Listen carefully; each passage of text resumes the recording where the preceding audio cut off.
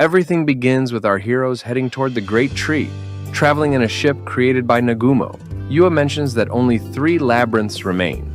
Then, Nagumo tells Princess Liliana that he will drop her off near the kingdom. The princess then talks about why they shouldn't visit the emperor of the Hulshire Empire. Shay makes a sad face when that topic comes up, and Tio explains to the princess that Shea has a tragic history related to the Knights of the Hulshire Empire, the Imperial Knights. Shay goes on to explain that all of this happened before she met Nagumo and Yue. The Imperial soldiers attacked her people, killing many of her relatives and kidnapping others. Tio adds that the Hulshire Empire condemns all beastmen to death simply for being beastmen. And as they know, Shay belongs to a beastman race. Many of her relatives are now slaves in that empire. Koki suggests to Nagumo that they should save the beastmen, but Nagumo responds that in this world, treating beastmen as slaves is normal, so they shouldn't get involved. However, he also tells Kuki that he is free to do whatever he wants. Kuki gets angry and leaves, with Shizuku following to calm him down. Kuki says that Nagumo is cruel for not wanting to save the Beastman race, but Shizuku reminds him that Nagumo has suffered more than they have and might just want to leave this world. Suddenly, they realize that Nagumo is changing the ship's course, so they go to ask what's happening. The others explain that Imperial soldiers are chasing some girls. Kuki tells Nagumo that if he doesn't save them, he will. But Nagumo tells him to calm down and asks Shay to check who they are. Shay identifies them as Lana and Mina. Kuki insists they should save them because they look weak, but then the girls suddenly defeat the Imperial soldiers, leaving everyone speechless. Yes, if you remember from the first season, Nagumo trained the Haulia tribe, so now they are very strong. The princess asks why those bunny girls are so strong, and Shay explains that they endured Nagumo's training. A battle breaks out between the Haulia and the Imperials. The Haulia defeat all the soldiers, but one survives and tries to attack the bunny girls, but Nagumo shoots him from his ship. Nagumo jumps from the ship and goes to greet the Haulia, congratulating them on how strong they have become. Shay asks what they are doing fighting Imperial soldiers and where the rest of the tribe is. The young man suggests they move to a quieter place to explain in detail. So, everyone boards Nagumo's ship, where the young man explains that one day, beasts attacked the Haulia tribe. After defeating those monsters, they were left without weapons, and that's when the Imperial soldiers arrived, claiming the Imperial capital had been attacked, and they needed labor to rebuild it. The tribe's chief left with a group of Haulia, but when they entered the Imperial capital, they lost contact with them. Nagumo then decides they will head toward the Empire. Shay tells Nagumo it's not necessary, saying her family is probably fine, but Nagumo gently caresses her cheeks and tells her there's no need to pretend. He reminds her that she is important to him, which makes her confess she is indeed worried about her parents.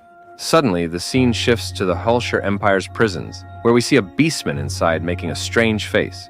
Moments later, our heroes are in the Empire, and Nagumo notices the disaster in the city, caused by monsters that attacked, or rather, demons. Beast children are being forced to work, and one of them trips. A soldier's about to hit the child for that, but Koki stops him. Nagumo tells Koki to try not to get into trouble, but Koki accuses him of being a bully because he doesn't want to protect Shay's relatives. Nagumo replies that Shay is different from the other beastmen. After investigating for a while, they realize that many of Shay's relatives had caused chaos in the city. Hours later, Nagumo wants Koki and the others to distract the Empire's soldiers by pretending they are going to rescue a beastman from prison, so he makes them Power Rangers helmets. Meanwhile, in the castle's prisons, the beastmen say that Nagumo is like a dark lord and believe he is an ogre. Nagumo overhears them and insults them. They think they are hallucinating. Nagumo then frees the Beast Boy from the cell, while Koki's group begins attacking the castle disguised as Power Rangers. Meanwhile, Shay's father, the leader of the Haulia, is being tortured, but tells the Empire soldiers they are weaklings. Nagumo calls him crazy. Yes, friends, that's Shay's father. But Shay begs Nagumo to save him, so Nagumo takes down the soldiers. He then tells Shay's father that everyone else has already been freed, and he is the last one remaining. Hours later, far from the Empire, all the Haulia reunite, and Shay cries with joy. Later, they meet with Nagumo, and Shay's father informs him that when they were captured, they were interrogated all day because the Empire wanted to understand how the Haulia had become so powerful. He then says he believes the Haulia are strong enough to declare war on the Empire. Shay tells her father to stop saying crazy things, but Nagumo, since he was the one who trained them, wants to hear the plan clearly to prevent them from doing something reckless. Shay's father explains that if the Halia keep defending themselves, they will all eventually be taken away, so it's time to strike. He insists they must protect other rabbitmen villages that aren't as strong. However, he clarifies that they aren't fools. It won't be a war, but rather silent, nighttime assassinations of the Empire's high-ranking officials. Nagumo makes it very clear that if they fail, it could mean the end of rabbitmen all over the world. Shay cries, fearing for her family, but Nagumo reassures her, promising not to leave her loved ones alone. He then tells the Halia that he won't allow any of their actions to make Shay cry. Therefore, the plan will change. They will have to eliminate the Emperor directly, along with his entire family and friends. The next day, Yue is kissing Nagumo and asks him if Shay is also special to him. He confesses that both she and Yue are the two most special people in the world for him.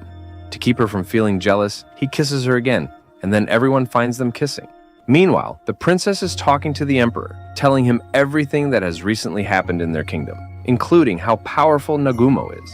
The princess advises the Emperor not to mess with Nagumo. Then the Emperor mentions that 4 clowns wearing Power Ranger-style masks attacked them at night. Internally, the princess wonders if these guys are crazy for doing such a thing.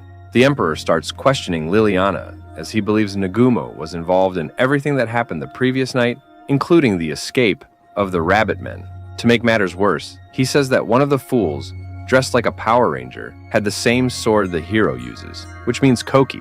To worsen the situation even more, the king is informed that the hero Koki and his friends are at the palace gates looking for Liliana. Meanwhile, a captain from the Emperor's army receives our heroes quite honorably. However, things get uncomfortable when the captain asks why that rabbit woman, referring to Shay, doesn't have a slave collar. Shay remembers that he was the one who slaughtered many of her tribe. The man begins insulting her, saying she won't be spared, even if she's with the hero. He tells Koki to hand over the rabbit woman, claiming he can give him another one instead. Immediately, Nagumo intervenes and warns the man to behave, causing him to fly into a rage. Later, the group meets with the princess, and she asks them, "What the heck did you guys do last night?" She scolds Nagumo, saying she knows he was behind all of it. She tells them they need a good excuse to convince the Emperor they weren't responsible for the previous night's conflicts. However, Nagumo remains relaxed, knowing they can take down the Emperor faster than the princess expects. Nagumo and the others then appear before the Emperor, and everyone is surprised when Nagumo treats him with great respect. However, the Emperor tells Nagumo he knows a lot about him and can treat him like everyone else. He reveals that the princess told him everything about Nagumo, which angers him. Later in a meeting, the Emperor questions Nagumo about his powers and the flying ships, asking if he plans to share them with the Empire. Nagumo admits he possesses many things, but states he won't share them with anyone. Not even the Emperor can stop him. These words put the Emperor's soldiers on high alert. The Emperor sits in front of Nagumo and acknowledges that he is a true monster. The Emperor then demands the rabbit woman, but Nagumo refuses. He also asks Nagumo if he had anything to do with what happened the previous night, to which Nagumo denies involvement. The Emperor asks what Nagumo wants in exchange for allying with the Empire, but Nagumo replies that there is nothing the Emperor can offer him. The Emperor then leaves and invites everyone to the engagement party of Princess Lily with the Emperor's son, shocking everyone. Koki bursts out, calling her crazy, saying she doesn't even like that man. Meanwhile, Nagumo leaves, saying he doesn't care about the matter. Later, Princess Lily dresses for the engagement, and then the prince enters, dismissing the maids so they can be alone. He immediately tries to abuse her, saying he will take her virginity that night. However, Nagumo sends a robotic spider to attack him, and it seems like the prince died. Meanwhile, everyone is elegantly dressed for the engagement party, while the Halia infiltrate the kingdom, since that night will be the night they eliminate the High Command. Following the initial infiltration of the Halias, a group of soldiers patrolled the surroundings of the palace, chatting frivolously about their desires to have rabbit women for their amusement. However, the tranquility was shattered when one of them noticed something strange in the shadows. Intrigued, he went to investigate, but turned around to find only his companion's fallen torch. Before he could react, he was instantly eliminated by the leader of the Halias. With the sector secured, they informed the rest of the group that the area was clear, and that the next step would be to infiltrate the palace. Meanwhile, inside the palace, the nobility was enjoying an elegant banquet, The heroes, dressed for the occasion, mingled among those present. While some were busy eating, Nagumo watched the situation closely. In the middle of the event, Princess Lily appeared accompanied by Prince Bios, which generated an awkward silence in the room. After the surprise, the ball continued while King Gar presented his daughter to the nobility. Nagumo, surrounded by women, then seemed oblivious to the tension. Now, one of the women present mentioned the rumor that he had saved Lily from an attack, piquing the curiosity of the others. To avoid being bombarded with questions, Nagumo invited one of them to dance. During the dance, Princess Lily interrupted, moving ahead of the others to dance with Nagumo. As the two moved around the dance floor, they exchanged words in a confidential tone. Lily, very close to Nagumo, asked him if it was okay to get so close, since Prince Bias was watching with obvious hatred. The princess, with an air of defiance, replied that she did not care about the prince's reaction, since that night she would be recognized as heir, and Bias lovers would lose all power. She even hinted that, if she ever needed help, she trusted Nagumo to save her. He calmly assured her that she was already safe, and that the crown prince was finished, which reassured Lily. As the dance ended, the other women made envious comments, speculating about Lily's future marriage. For his part, Nagumo tried to enjoy the moment, but was interrupted by Sie, who informed him that it was time to act. Before leaving, Nagumo gave Sie permission to act freely, reminding her that, at this point, she was the daughter of the leader of the Halia and could do whatever she deemed necessary. In the main hall, King Gar began a speech about his son's engagement, but his speech was abruptly cut short when the lights went out and a shower of arrows rained down from the shadows. The Halias, strategically hidden, began their attack. Although no arrows directly hit the king, he defended himself with his sword and a wind barrier while launching fire attacks to protect himself. However, the Halias took advantage of the confusion to eliminate the king's guards. Elsewhere in the palace, Sie faced a group of reinforcements led by Grid, an enemy who had underestimated her. Grid forgot that Sie was part of Nagumo's group, where no one was weak. In a fierce clash, Sie defeated the soldiers one by one, until she was face to face with Grid. Remembering the pain he had caused her in the past, Sie, with unrelenting force, dealt him a devastating blow in the stomach, forcing him to beg for his life. However, far from showing mercy, he launched him into the sky and finished him off with a blow that sent him to the moon, fulfilling his longed-for revenge. Back in the hall, the paralyzing poison that the Halias had spread began to take effect. This weakened the king, allowing multiple arrows to hit him and strike him down. With the king vulnerable, the leader of the Halias declared that the kingdom must accept their conditions, to grant them complete freedom and never interfere in their affairs. To reinforce their point, they placed the necklace of the oath on the king, making it clear that they were not willing to negotiate. Despite these measures, the king refused to yield, even after they executed his son, Prince Bios. The destruction increased, and the Halias continued to eliminate soldiers and wreak havoc on the palace. Finally, on the verge of despair, the king publicly agreed to their demand, declaring that the Halias, by demonstrating their strength, had conquered the castle. With this victory, the Halias obtained the freedom they had longed for. Hashim, a key player in the strategy, was congratulated for his impeccable performance, thus sealing the victory for his tribe. Then we see Nagumo with the Halias on the ship, and he explains why Verbergen doesn't want them, and that is that they consider the Halias sinners. Although at present things have changed after the king speaks with Nagumo, clearly upset for collaborating with the Halias, and proposes his daughter as a wife. But the girls are offended, but the king reproaches the princess for being with Nagumo dancing, although he denies the relationship. And the king says that the princess not having a husband, the kingdom will weaken too much, although the boys are happy for Lily, since she could be with someone she wanted. And the king proposes anything to Nagumo, but he says that he has what he wants in his arms. Then they arrive at Altina, where we see the tribe happy to be freed, although the forest, because of Nagumo, is destroyed, and Kaori restores it using her powers. And the tribes get on their knees, thinking that she is a goddess. And Ulfric is grateful to our protagonist for saving his daughter, although he also thanks the Halia. Then, the tribes make a pact to unite alliances against the next threats, since eternal peace does not exist. Then, in the meeting, they talk about the instability that there will be after the fall of the kingdom, and Gahard is arrogant, since he does not owe respect to any beastman, only to the Halias, since the others are scum. Sagumo scolds him and sends him to a different place through the portal. Then he tells Kam to show him his village, although Ulfric tells him that he wants to give him a reward, and he accepts the reward. Then, in the conversation of the tribes, Kam refuses to make an alliance with the other tribe and threatens them, telling them that if they cause problems to Nagumo or them, they will have problems later in the house where the girls will stay. They ask about Shay, and her father arrives at that moment and tells our protagonist where she is. Then both are in a giant tree in which she says that it is her mother's grave, and she says that her mother was brave and a great warrior. Then she tells him that she would do anything to pay him back for everything that Sagumo has done for her. He asks her for something, and it is to sleep in Shay's lap. The next day they watch Kaori's training and how well she progresses, and the boys are excited about the adventures. In the palace we see the heroes eating,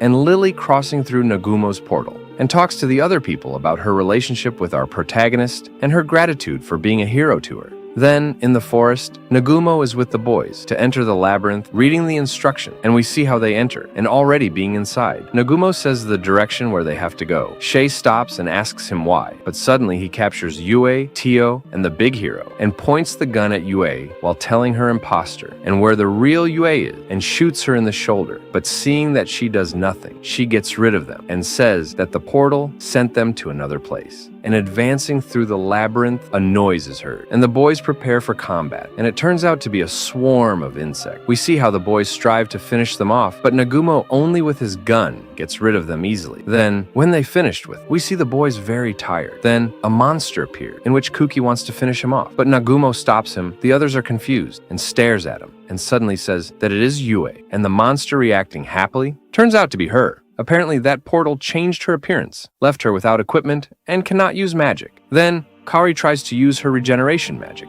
but it does not work. Moving forward, they see a monster receiving a beating by other monsters, and the girls realize that it is Tio. Then we see her in that monster form talking to Nagumo, and tells him that the labyrinth made their physical forms change to realize if the companions have the ability to know who is an imposter and who is not. Then when the boys teleport, we see our protagonist in a room, sleeping, in which Yue entered, to wake him up to go to school. Then at school we see Shay giving him a hug from behind and says in her mind that something is not right, and begins to analyze the situations in which she is. That day, already in her class, we see how he feels strange analyzing the day, and Kaori appears to have his attention, and Tio also appears as a teacher, dressed provocatively in the afternoon, walking with Shay, and Yue goes to look for Mew in kindergarten, although on the way she meets a group of thieves in which Shay stops them very easily. And at the end of the day, together with Yue, he begins to reflect on how he feels, having a full and happy life, although something inside him is screaming. Then Yue tells him that if something does to him, she is missing. She will give it to him, and then remembers the oath he made at that moment and realizes in the false world in which he is, and gives himself a strong punch and reproaches the false Yue for being a bad imitation, while he returns to his other body and manages to get out of that world, saying that his is better. And when the world breaks the fall, Yue says that, congratulations, easy things don't last long. True happiness comes from things that you work hard, that are useless if they give you everything on a silver platter. And his challenge ends, and he wakes up in a room where the boys are locked in capsules, with Amber having the idealized dreams. Nagumo exits the trial and sees the others inside coffins, and they won't wake up until they overcome their trials. So he sits down to wait for them, believing they will pass the test. However, the one he misses the most is Yue. At that moment, Yue's coffin unlocks, and Nagumo carries her out as she has just overcome her trial. When she opens her eyes, Nagumo welcomes her back. He's overjoyed because she is the real Yue, and they embrace. She tells him that in her trial, he was a king, and they had 11 children. Just as they are about to kiss, Shay interrupts them and starts crying to stop them from kissing. Nagumo then strokes her ears to comfort her, and Shay explains that in her experience, they all lived together in her tribe. However, something inside her told her that reality was fake. She saw Nagumo, began following him, and that's how she woke up. Nagumo tells her he's glad she came back, because nothing is the same without her. Suddenly, Ryuta wakes up, talking nonsense about his experience, and when he sees Nagumo, he goes to hug him, but Nagumo doesn't let him. Instead, he pats his head and welcomes him. Suddenly, Kaori wakes up, and Nagumo asks her about her dream, but she blushes, implying that it was something perverted. At this point, the only ones left to return are the heroes group. So, Nagumo says he's going to rest, while that group returns. Hours later, Shizuku is the first to wake up. She tells everyone that she feels very tired. She also dreamed that she was a princess and that Nagumo was the prince, but she didn't tell anyone about it. Since the others still weren't waking up, Kaori used her magic to wake them. Once everyone is awake, they prepare to cross the portal, though they're afraid because they don't know if they'll enter dreams again. However, when they cross, everyone stays together. They keep walking and suddenly it begins to rain. Almost immediately, they are attacked by rolling slimes. Yue creates a barrier and Nagumo defeats all the slimes. In the end, Nagumo tells Yue to keep the barrier up, but she dismisses it, saying she feels strange because she desires him intensely. In fact, everyone starts feeling this way except for Nagumo. Later, they overcome the issue, and Nagumo informs everyone that they are in an underground location. He explains that the tree is so massive that what they are looking at are its branches, not its roots. Even though they are underground, suddenly Shay looks into the distance and freezes. When Nagumo goes to check, he sees millions of cockroaches below, something he finds extremely unsettling. He sends one of his machines to show the others the millions of cockroaches. Then, out of nowhere, the cockroaches charge at them to attack. Yue puts up a barrier, making the cockroaches retreat and form a ball, summoning super cockroaches. But that's not all. The portal emits a strange light that suddenly makes Nagumo hate Yue, and she also says she hates him. So they keep telling each other how much they hate each other. And now Koki loves Nagumo and says he won't let anyone touch him. Nagumo realizes that the magic of the cockroaches reverses feelings. Then Tio explains that this trial seems to work in such a way that the stronger the bond between two people, the stronger the opposite emotion becomes. And the worst part is that now they love the cockroaches. Even so, they start killing them, of course. We're talking about the small cockroaches. But then, the bigger ones come to attack, and Shay starts fighting them. Basically, everyone organizes to fight the humanoid cockroaches. Nagumo keeps fighting the cockroaches, and suddenly Yue attacks the cockroaches and Nagumo with some spiritual dragons. And Nagumo gets angry because Yue injured him with that attack. Suddenly, the cockroaches create a more powerful one that attacks with acidic power. However, Nagumo fires missiles at it and defeats it. Even so, more and more cockroaches of all kinds keep appearing, and those two keep fighting them. At one point, one of the cockroaches uses the Shadow Clone Jutsu and dodges all the shots Nagumo fires at it. Even so, Yue paralyzes it, and Nagumo shoots it, finishing it off.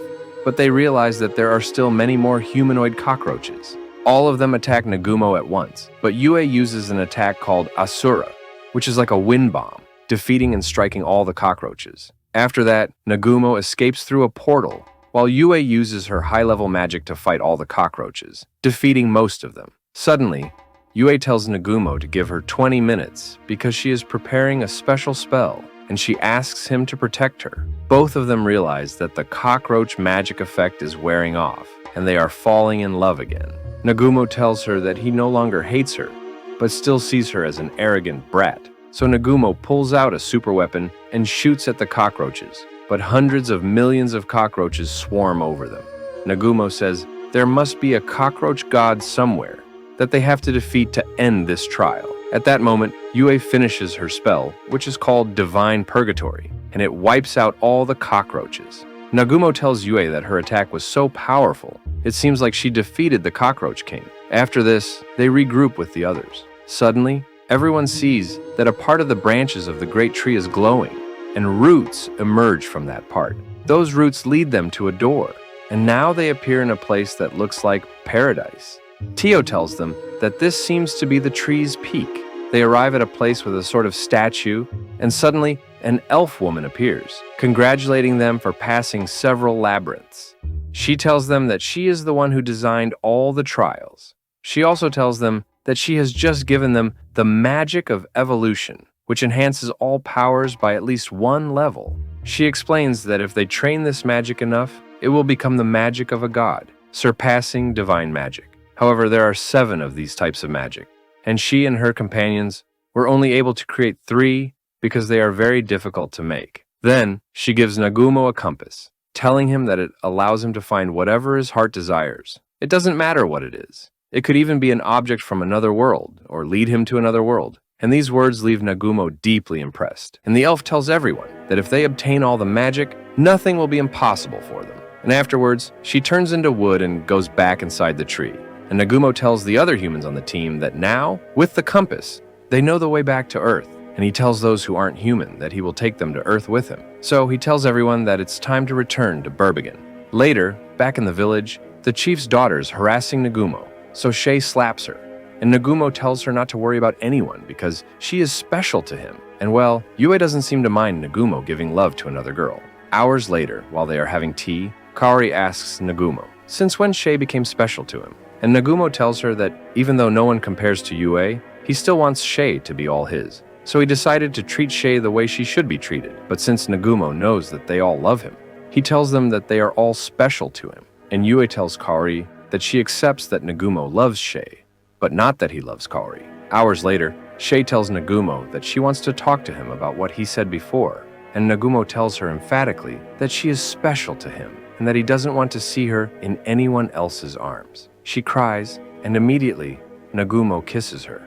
And then they stop because everyone is watching them. And Nagumo tells Shay that they have been spying from the beginning, but he let them because there is nothing to hide. Then everyone is gathered and Suzu asks Nagumo for a favor, telling him to please help her become stronger because she wants to find Eri and take her back to Japan. Yes, friends, Eri was the one who ended the original body of Kaori. And she kneels because she knows that Nagumo hates Eri and what she is asking is difficult. And Kuki joins the request, recognizing that Eri wants to kill him more than anyone, but that he cannot leave Suzu alone, since Suzu wants to go to the Demon Kingdom to find Eri, but he is not going to leave her alone. And in the end, Kuki and this guy also ask Nagumo for the same favor. So Nagumo gives Suzu permission to go after Nakamura. Suddenly we see this guy named Freed, watching some zombie beasts soldiers, a mixture of zombies and beasts that are stronger than normal demons, and this man is admiring them. And suddenly Eri appears, asking him if he is happy with his creation, and he says that they are quite well made, and that he sent many of them to receive certain guests, and Eri is excited about this. That morning, Yaigashi is training when Nagumo wakes up and asks to borrow her black sword. She lends it to him, and he tells her he will strengthen it much more. Nagumo also says he will enhance everyone else's weapons. She falls asleep watching him work.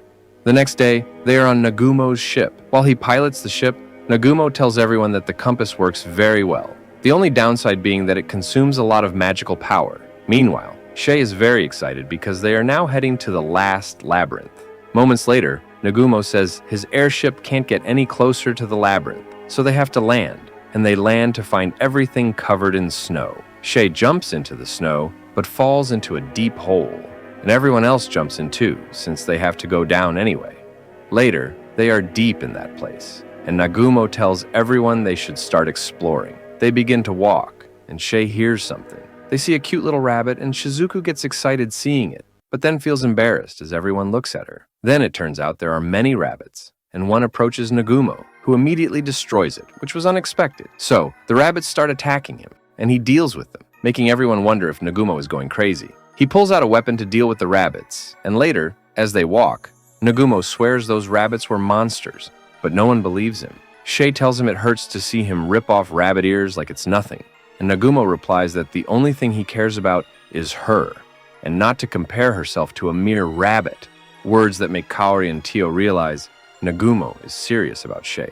Later, as they walk deeper into the place, Suzu asks Shizuku if she's feeling okay, since she seems distracted, and Shizuku says she's fine. They reach an exit where there's a blizzard that freezes quickly, so Suzu creates a barrier to shield them from the snow until they reach what appears to be the entrance to a frozen cave. Inside the cave, ice birds appear, and Nagumo shoots them all down, realizing a camouflaged monster is controlling the ice birds. Nagumo warns that all the ice in the cave is controlled by the enemy, and then ice werewolves appear, which Nagumo destroys, leading to the appearance of the ice-controlling boss. Nagumo tells the others to handle the boss while he deals with the weaker monsters. They start fighting until Kuki defeats the boss with a super attack but faints from exhaustion. However, since the monster was controlling and creating more monsters with a red gem, it transforms into an ice bird with the gem, which Kuki couldn't destroy, and he wants to destroy it but is too weak. The bird then embeds itself, gem and all, into a wall, revealing a new door. So, the group goes through it, guided by Nagumo's compass. And Kuki gets nervous because he hears something. And Koki remains scared until Shizuku asks him if something is wrong, and he says that nothing is wrong. But he keeps hearing voices and stops everyone, because he insists that he is hearing something, but no one else has heard anything, so they tell him that he is very tense and needs to relax. But in the middle of them, he keeps saying that he continues to hear that thing, and everyone begins to get scared. And Nagumo asks Shea, who has the best hearing, if she heard anything, and she says no. So they keep walking, and Nagumo tells him that he believes him even though he doesn't believe it, and that he knows he is not crazy, and that they understand that they are under the influence of something, and that perhaps what he is hearing is one of the labyrinths tests, and that sooner or later they will also hear it. So he orders everyone to be careful. But immediately Koki hears voices that tell him that Nagumo didn't believe him at all. Koki tells this to Shizuku, and she tells him to calm down, but suddenly she also hears the voice, and she tells it to Koki, but in her case, she hears the voice of a woman, and suddenly everyone begins to hear voices. And Nagumo tells everyone that the voices they are hearing are their own voices from the outside, and that's why everyone ends up confused. Nagumo suggests that they ignore the voices and looks at the compass, and tells them that, according to the compass, there is a room ahead, suggesting going there to rest. We see that Shizuku has a sad face, and we see that her inner evil self accuses her of being a fool for always serving others. Then, they are resting in the natural ice room, and then they continue their way, and Koki hears his voice that tells him that he is a loser compared to Nagumo, which makes him angry, and he sees his other evil self, which is the one tormenting him. Everyone gets scared, and Koki says that his reflection in the ice smiled at him. Shizuku tells him that maybe it was his imagination, and those words anger Koki, telling her that if it were Nagumo who said it, she would believe him immediately. But Shizuku tells him that she does not doubt him, so Koki asks for forgiveness. Minutes later, they finally leave that damned ice cave, and they arrive at a door that is in that place. At that moment, Nagumo stares at the ceiling when suddenly a huge number of ice monsters fall. And when everyone attacks, the second team, that is Koki's team, attacks the first one, and they swear that something manipulated them. And Nagumo realizes that, in the end, the voices are not from themselves, but are a form of manipulation that something is using against them. So Nagumo takes out a super weapon and blows up the ice monsters, but they come back and regenerate. And to summarize, each one must fight an ice monster, and in the end, they win. And they wait for Koki's team, who, half an hour later, defeat the monsters they were assigned but are very injured. And Kaori goes to heal them, so now they just have to go through that golden door, although they are afraid because they don't know if it is the exit or the entrance to a portal. And when they cross, Namugo immediately realizes that they have been separated. And when he arrives at a place where he sees his reflection, he knows he will have to face himself. Nagumo's reflection tells him that it knew seeing it wouldn't affect him too much, since Nagumo doesn't get scared or anything. And Nagumo asks it whether it's completely him or if it changes in some way. His reflection replies that they are the same but not entirely identical. Rather, it's a test for him to confront his most unpleasant side, meaning a trial to see if he wouldn't give in to the power of the evil god. So suddenly, Nagumo's evil other self changes its appearance slightly and emerges from the ice, ready to face him. Thus, the two begin to fight intensely. While they're fighting, the black-haired Nagumo tells the original that he has become a monster and that the real world won't tolerate killers like him. He also tells him that he only has Yue to cling to in order to bear the fact that the whole world rejects him, and that he secretly takes refuge in her. He asserts that he doesn't love Yue, but rather, to avoid feeling abandoned by everyone, he seeks shelter in her. But Nagumo manages to strike him and tells him that, although everything his copy says is true, he has no choice but to keep moving forward. However, he adds that there's something his copy got wrong, because only 1% of what he feels for Yue is reliance, while the other 99% is love. Though his copy gets angry, calling him a liar, saying that even if it's 10% of what he feels for Yue that's reliance, it's still there. And the figure tells him that what he truly represents are his negative feelings, and that if Nagumo overcomes them, he will weaken. So Nagumo delivers the final blow, and his copy disappears. Suddenly, another door appears. All of a sudden, Shizuku faces the same test and immediately confronts her other self, who quickly warns her original self that if she doesn't defeat her, she will die here.